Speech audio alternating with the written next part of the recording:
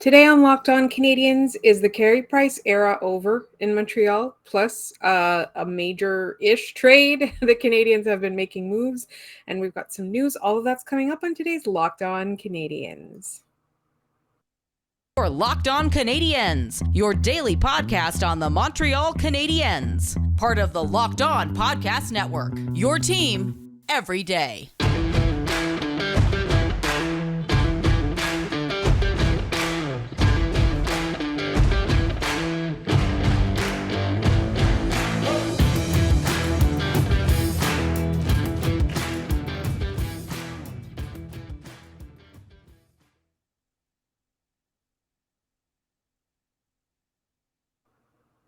Hi there, everyone, and welcome to episode 674 of Locked On Canadiens.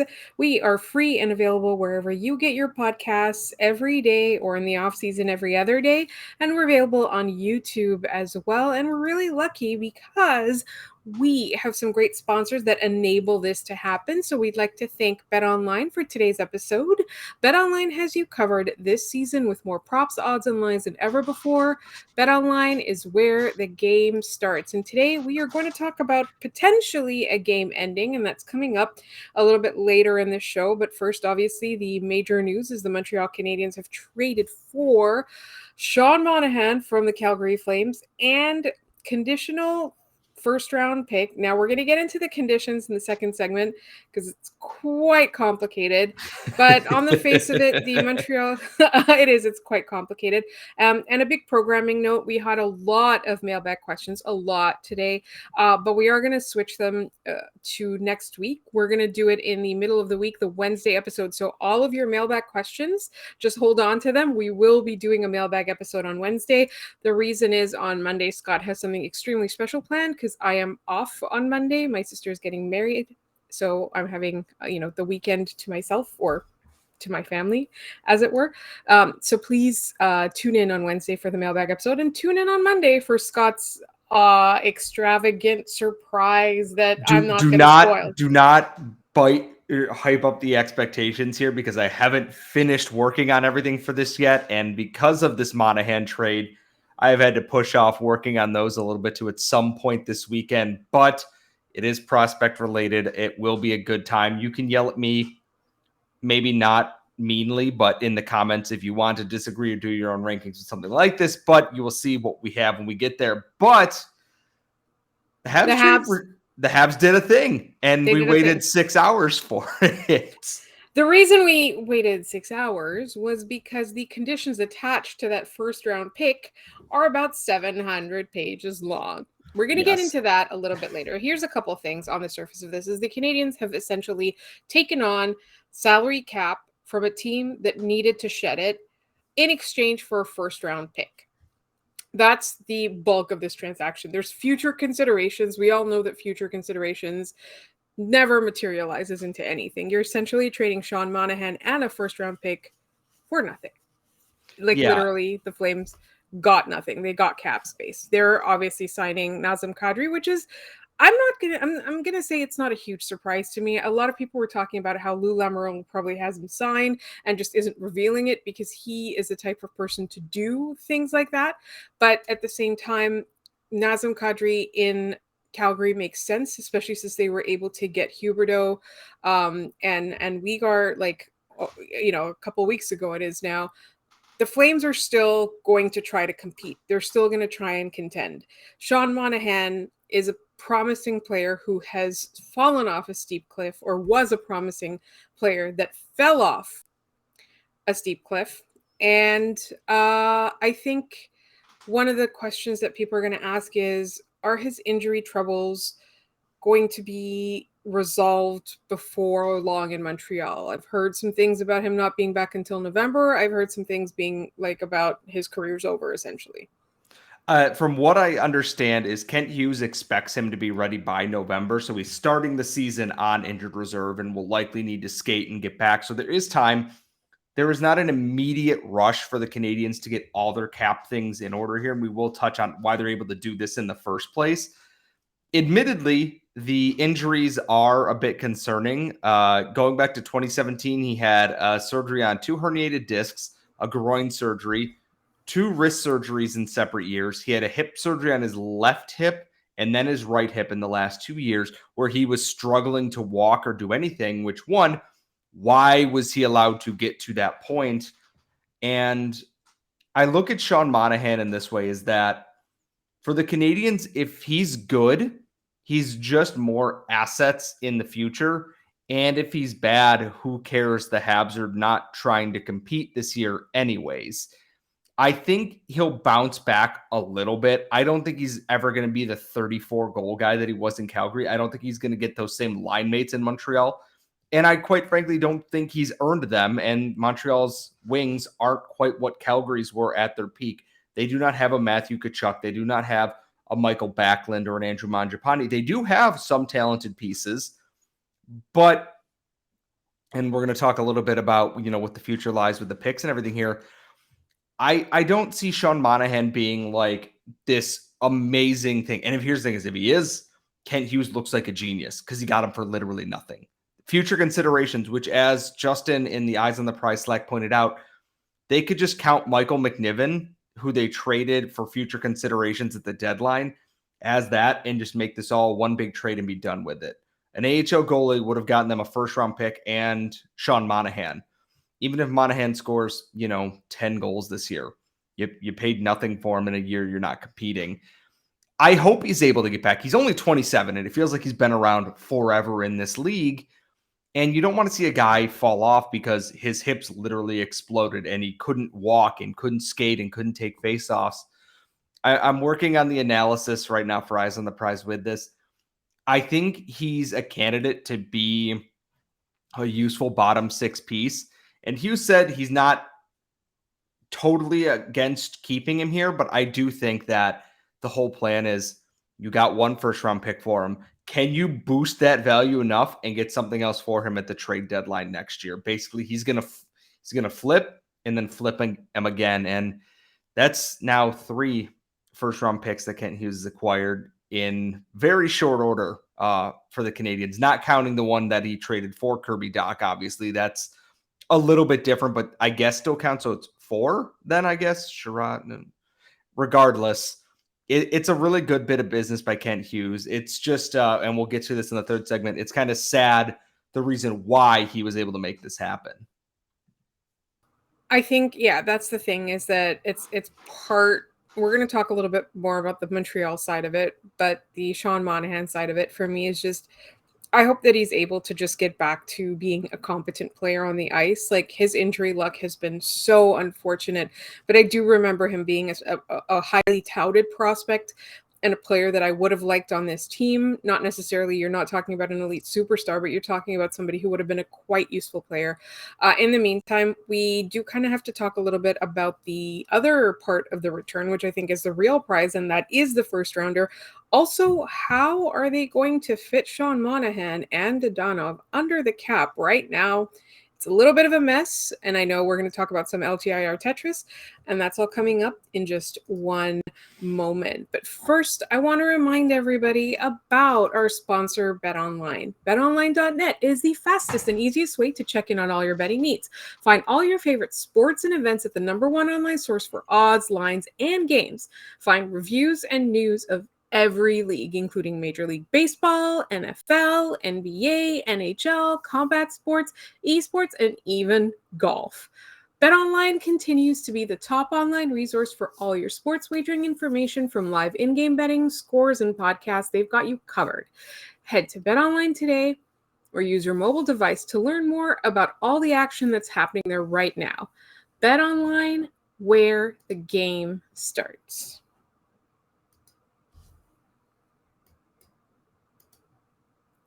All right, Scott, so let's talk real quick about this. Well, I can't say let's talk real quick about this conditional pick because there's a lot of conditions attached. Somebody likened it to a Bible.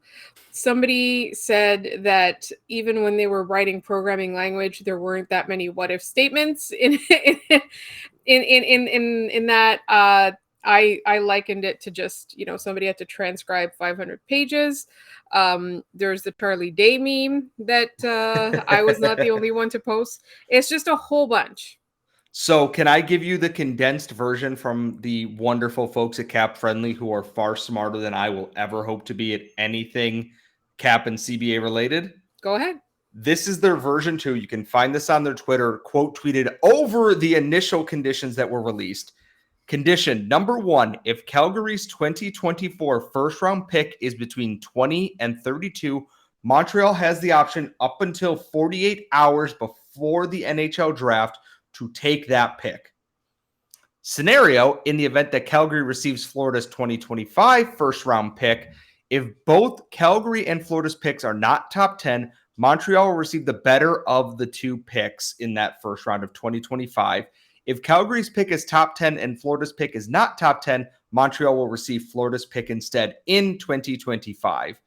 Scenario, in the event Calgary does not receive Florida's first round pick, and the sub-scenario being Calgary's pick is not top 10, Montreal will receive the Calgary pick. And if Florida's pick is not top 10, is a better pick than Calgary's, and was transferred to another team due to prior conditions, Montreal will receive Calgary's 2024 fourth round pick. There is one more sub-scenario here. If anyone wants to Photoshop me into the Charlie Day meme reading this, feel free. The last scenario is this.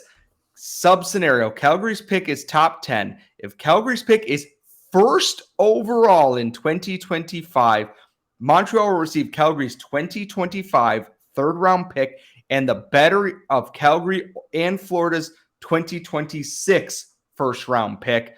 And 2, if Calgary's pick is second to 10th, Montreal will receive Calgary's 2025 first-round pick. Basically, the Habs have the ability to potentially draft an actual child based on these picks, going all the way to 2026, because Brad Treliving did not want to give up his 2023 first, given the strength of the draft class this year, or at least that's what we're hearing so far. And I gotta say, based on the age of Calgary's core right now, they are talented, but you look at Huberdeau, you look at Backlund, you look at Jacob Markstrom, you look at a lot of these guys here, they have a very narrow window before their aging curve starts to really get bad. And having that first round pick in 2025 is right about when that fall off might happen. And it could be Florida too, which we know Florida is who knows what. Kent Hughes took a risk here, and I know a lot of people want to see another 2023 first round pick, us as well. This is a really smart move to bet on teams with an aging curve falling off eventually here, because they have aging cores right now in place. I gotta say, it's a lot of conditions. It's like reading a Game of Thrones novel, but it's a really smart bit of business from Kent Hughes. And no wonder they tweeted Chris Johnson and Eric Engels are like, Montreal is acquiring Sean Monahan. And then we waited, what? It was like 6 hours. It was legitimately 6 hours, because it probably took 6 hours to actually go through this with the registry, with them going, hold on, wait. So if this plus this, I hated math, and this just brought me so many traumatizing memories of doing logic equations in math class. But at the end of the day, I like it. I like it a lot for Montreal. They got a first-round pick for literally nothing.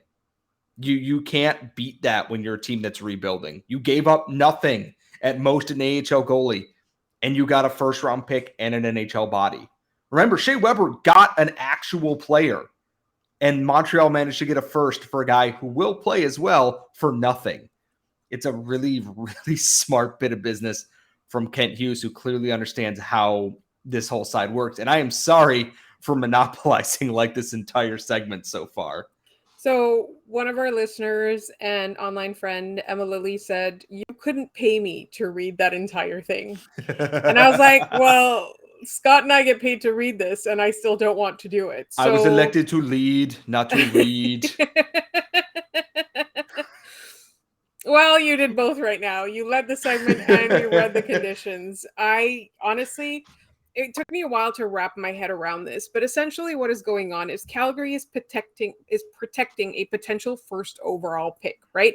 If in the future they bottom out in such a way that they might get the first overall, they're protecting that. But other than that, essentially Montreal can't get better than than a top 10 pick, but the best available after that. So there's going to be a lot of things that play out here. I'm laughing at the fact that like somebody did this, right? Like two GMs sat down and they like hashed this out. Like they were like, and like I wonder if it was a negotiation or if it was just like, that sounds good, get that down, right? Like if it was Imagine like, what their no, I text will chain not. must look like right now. Like it's got to be a nightmare, right? Like it's Yeah. just between the two of them that it's just kind of like that person that sends a bunch of short texts instead of one long paragraph. But I think they both go both. That was not a call out for what it's worth, but I'm imagining that it's like, no. So we do this, but this, and we do this, but you did this, so this. And I hope both GMs involved in this had a very nice glass of wine afterwards and like took a deep breath and like took a bubble bath or something, because this had to be exhausting on both sides to get this done.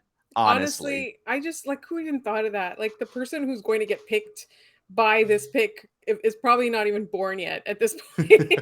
And I want to know, was Jeff Gorton sitting there like reading over this? Was he just kind of like, I can't deal with this, and then he went and like, turned on. Read this. Kent, read this. I don't want to read this. Kent, you read this. You're in charge.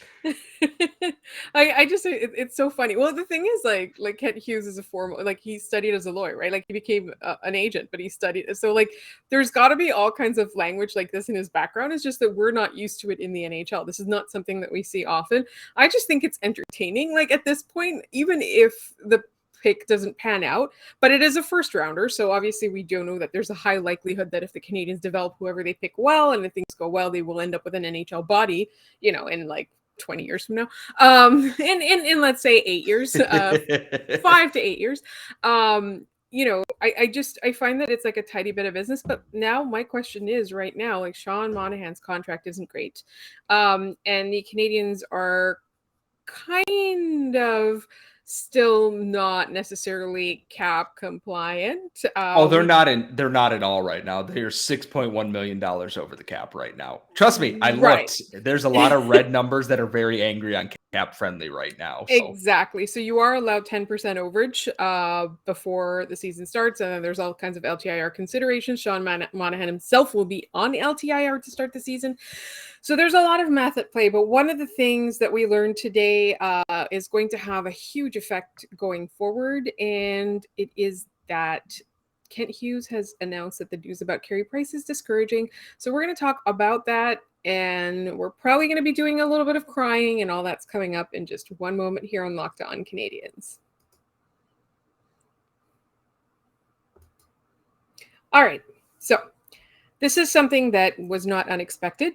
It's not confirmed that it is the end of his career just yet, but the signs are pointing to Carey Price being done, not just necessarily this season, potentially for good. And that is really hard. I know there are a lot of people, we have been hearing a lot from listeners, fellow fans, lots of conversations about how this would be good for the Canadiens because they can move on from Carey Price. He won't be an anchor on their cap and all of that. But I just think that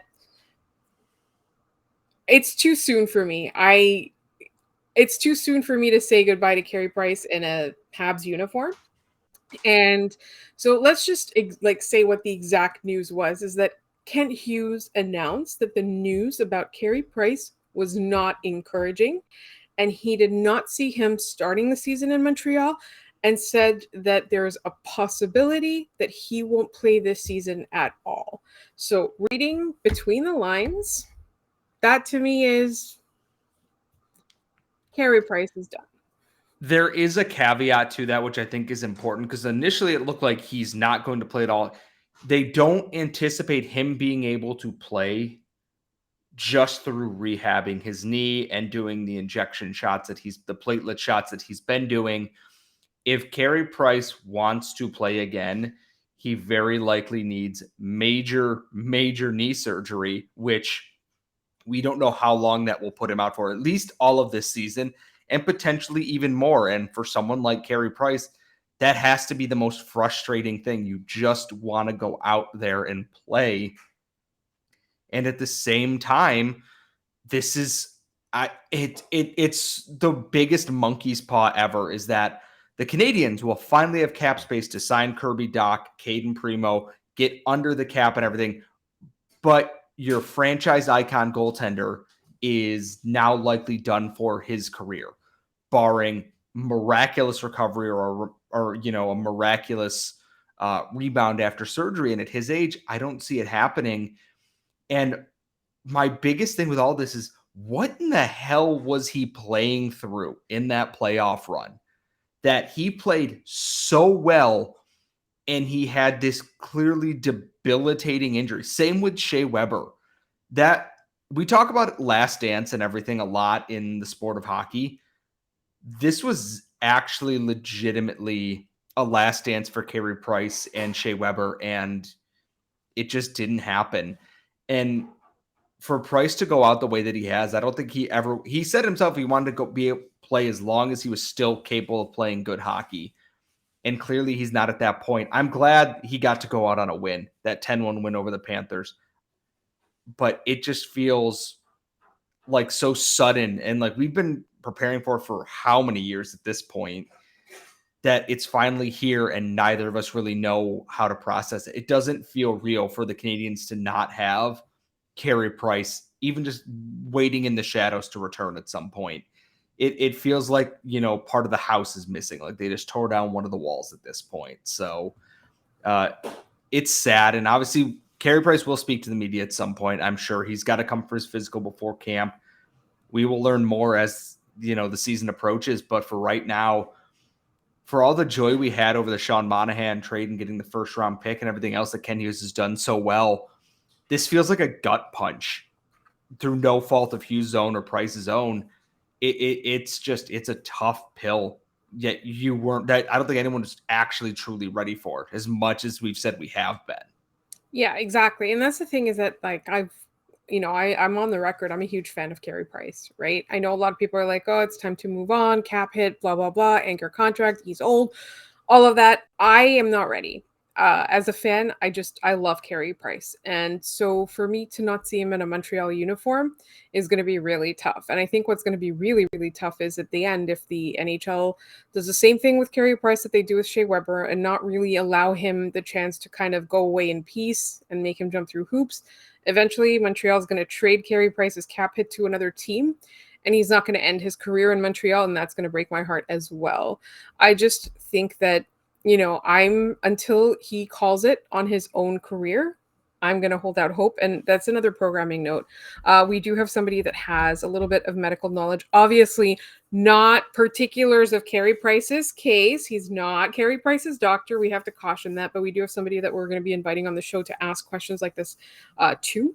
What is a platelet injection, for example? That's something that I know a lot of listeners want to know about, and that's going to be at some point in the off season. I just wanted to let our listeners know, so you can send questions like that. General questions, not specific questions, but general questions about topics that make you curious, like can somebody grow 2 inches? At the age of 18, 19, that's a question.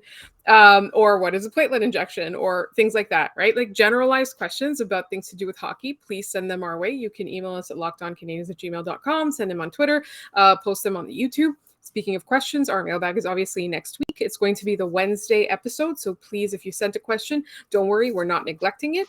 We're not done talking about Carey Price though, Scott. What's going on? I was going to say, I have my own question that I want to ask you before we wrap the show here is, if Carey Price is well and truly done right now, like if he were to come out and say, I don't want to go through major surgery and recovery, I will be retiring, etc., how soon do you think they would put his number in the rafters, or would they put his number in the rafters at all? I think the new Canadiens would. I think up until maybe a few years ago, it would be like, well, he hasn't won a Stanley Cup. Then no. But I think the new Canadiens recognize how hard it is to win Stanley Cups in this NHL, and just how significant Carey Price's career has been. I wouldn't say he completely transformed the game, but he definitely was somebody who brought new ways of approaching goaltending. And that's something that I think is important. Just the service that he gave to Montreal, even when people were booing him in the preseason, that to me deserves a number in the rafters. I think that he has a Hall of Fame career. That's my opinion of him. And I think obviously there's Hall of Fame eligibility, but if Carey Price does call it quits, I think they'll wait a little bit. It'll be like maybe 5 years after he's done. I know there's a waiting period that they waive only in very specific circumstances. I'm not 100% sure what it is, and I don't want to look it up right now because I'm lazy and I have Sean Monahan's live. He is actually speaking right now on Zoom on the Canadiens Twitter account, but it's so hard, and we've talked so often about you cannot compare current players to the old guard of the Canadiens, and I'm almost wondering, there's no doubt that Carey Price's number will go in the Ring of Honor. That I have absolutely no doubt in. My question is whether or not they will put 31 in the rafters. And then it'll be like that one will be when he's much, much past retired. But I thought like we're talking about like a Saku style. Like immediately, I think if he were to retire, that within 2 to 3 years, his number's at least in the Ring of Honor, like Saku's was. So I said like that's what I meant, like not like retiring the jersey number, but like doing the honor like they did for Saku. Yeah, that's what I meant. I also wonder if anyone would ever dare to wear 31 in Montreal again, retired or not. That's like, I know Caden Primo wears it with the Rocket, but that's like. It's one of those things that it's like, I don't know. No one's worn 76 in Montreal since PK left. There's no reason not to. His number's not retired. His number's not honored. Brendan Gallagher still gets to wear 11. They didn't let Scott Gomez wear it, but that's getting off the point here is when that day truly comes and let's say Kent Hughes is still the GM and he goes, you know what we're doing? We're having on 3-1, March 1st, we were playing a game and we were retiring number 31 into the rafters. Yes or no? Do you think it'll happen? I don't think it'll happen while we're still young, to be honest. I think, because it's different when you're retiring a jersey number and when you're honoring a player. But you do think it will happen at some point? Yes, I think that Carey Price's number will be in the rafters. But we're talking so Hall of Fame as soon as he's eligible. That he's probably going to be first or second ballot. I don't think it's going to take too long. But for honoring as well, I thought they might wait 5 years. Just kind of, I'm trying to think back as to Saku, but I forgot he went and played in Anaheim for a while. We don't talk about that. We don't talk about Saku. It didn't happen. That's why I forgot about it. So like I was going to say 5 years, but you're right. It's probably going to be 2 to 3 years before they honor him. And then like in the rafters, it'll probably be when he's like a little old dude. Yes. So we are in agreement. We will see a Carey Price number in the rafters. We will shed many, many, many, many tears for the many, many, many years that we saw him. That was all I had. I didn't mean to cut you off when you were what you were doing before. So I'm just trying to think of my favorite Carey Price moment in a Habs uniform. And I have to say it might be when they made the final 2 seasons ago and he looked up at his family and then he like did that, like he had his head in his hands, like not believing it. Just put his hands up. He couldn't believe it. That I think might be my favorite Carey Price moment as a Montreal Canadian, obviously gold medals and all of that. I think that might be it. Like that playoff run was Carey Price he turned the clock back. I don't mean to, use cliches all the time, but he turned the clock back in that. And there was a deal with the devil or something, and this is the price for it. There absolutely was between Bergevin, Weber, Price, and other people on that team. Like a good chunk of that team is not here anymore. Like Toffoli's gone, Lekkonen's gone, Danoa's gone, Weber's gone, Petrie's gone, Price is likely gone. It's Corey Perry's eating garbage in Tampa. I was gonna say Corey Perry's gone, Eric Stahl's gone. Like, just what a difference like 18 months truly makes on that. And at some point, there's going to be something about that team, written or directed or whatever. But I got to say that playoff run is probably the most fun I've had watching Carey Price. And then, of course, just as always, him just running over Chris Kreider behind the net and the stare down afterwards. If he just ran into him, it's one thing, but it's the stare down afterwards that is so just quite, for lack of a better term, it's hot. Like it is. and I don't care. It was phenomenal. And if that last game, that 10-1 win was it for Carey Price, he went out on a win at least. But man, not how I think any Habs fan envisioned this happening, honestly. Absolutely not. And so that ends our cry fest over Carey Price. Obviously, things might change. Maybe there is a miraculous surgery you can do. Or maybe this platelet stuff is going to work. I don't know. We don't even know what it is really. So we will keep following that. In the meantime, next week we'll be back. On Monday, Scott has a special prospect-related episode for all of you. On Wednesday, we will do the mailbag that we were supposed to do today. And then on Friday, well, we might still have mailbag questions. So if not, we'll have a special guest. We'll figure it out next week. So don't forget to subscribe to this podcast wherever you get your podcasts, as well as on YouTube. Also, if you like us, please tell your friends.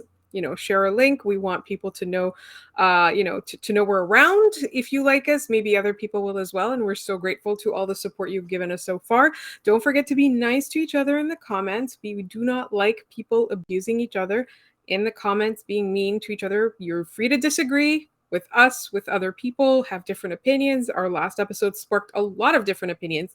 Just be nice. Just don't be a jerk to anybody. And you can email us at lockedoncanadiens@gmail.com if you have guest suggestions, if you have questions, maybe for our medical professional that we're going to invite on soon. And follow us on Twitter at LO_Canadiens, where I have been posting crying memes over Carey Price. And you can find Scott on Twitter at Scott Matlow. You'll find me at The Active Stick. Thank you so much for listening. Scott, we'll talk to you on Monday.